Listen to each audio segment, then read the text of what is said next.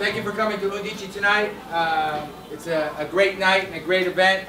Joe and I met about a year ago, and I found out that we had something else in common besides being in this crazy business and loving Italian wine.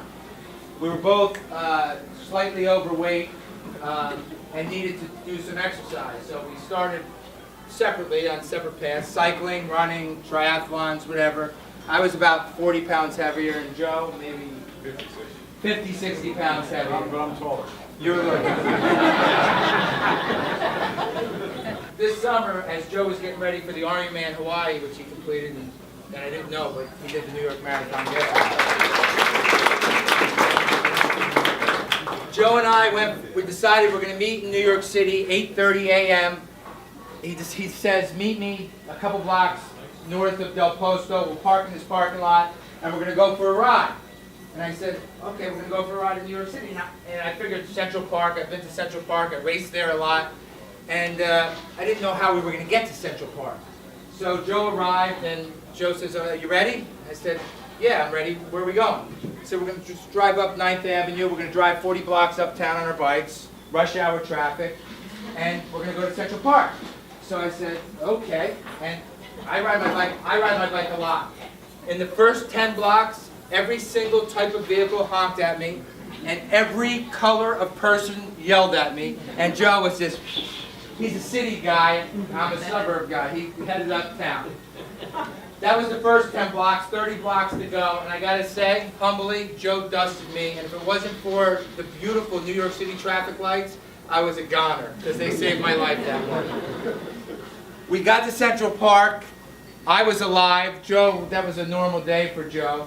And we went for a nice ride, and we had a nice lunch. And I would say the rest of the day was kind of what they say, a walk in the park. It was a walk in the park. And Joe and I ridden bikes a couple times since.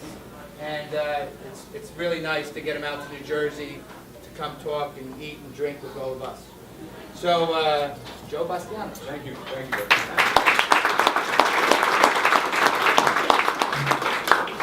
That is a true story. I was a paper boy in Queens in the 70s, so I do know how to maneuver a bike in and out of traffic. One of my many skill sets at that. I impressed Victor that day with the way we handle traffic. I'd like to thank, it's a pleasure to be back here again at Undici.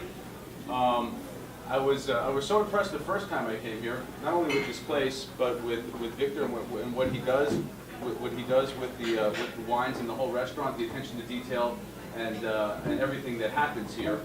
These wines that we're drinking tonight are primarily from Friuli, Venezia Giulia, which is northeastern Italy, where my family's from.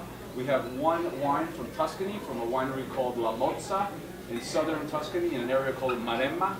It's a Morolino di Scansano, where I'm partners with my partner Mario. But predominantly the wines tonight are Bastianich, so it's the eponymously named winery in the region of Friuli, Venezia Giulia, northeast Italy. And I come from the city of Trieste. The wines are made near a city called Udine. And this is the Collio Orientale. Collio means hill in Italian.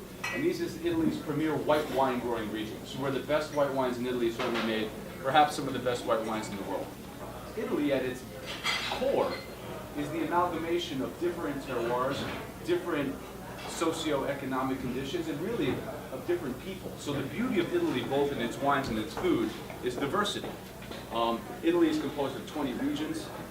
You know that eating around Italy is like eating in different regions, like eating in a different country every day. No other country in Europe has the diversity of Italy. We have over 800 indigenous varietals. That means 800 varietals that are just made in Italy. And every recipe, every food changes from town to town.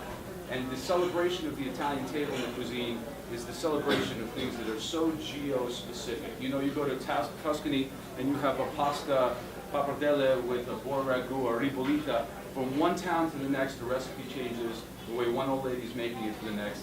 And it's all about celebrating what's so local to them.